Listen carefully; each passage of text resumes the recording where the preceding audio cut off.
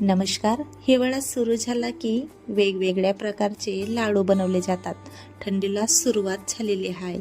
आज आपण साध्या आणि सोप्या पद्धतीने कडू न होणारे पौष्टिक असे मेथीचे लाडू कसे बनवायचे ते बघणार आहोत. घरातील लहानांपासून तर मोठ्यांपर्यंत अगदी आवडीने खातील असे हे लाडू बनून तयार झालेले आहेत. पहिल्याच प्रयत्नात अगदी परफेक्ट चवीचे मेथीचे लाडू कसे बनवायचे यासाठी व्हिडिओ शेवटपर्यंत नक्की पहा.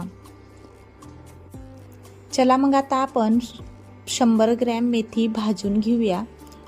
मेथी आपल्याला जास्त भाजायची नाही, 1-2 मिनटं फक्त ही मेथी गरम होईपर्यंत आपल्याला भाजायची आहे.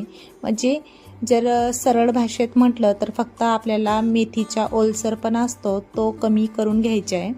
म्हणजे हलकीशी मेथी गरम झाली एखादा मिनिटमध्ये तर गॅसची फ्लेम बंद करायची आणि हाताने चेक करून बघायचं की मेथी आपली मस्त अशी गरम झालेली असेल तर लगेच एका ताटामध्ये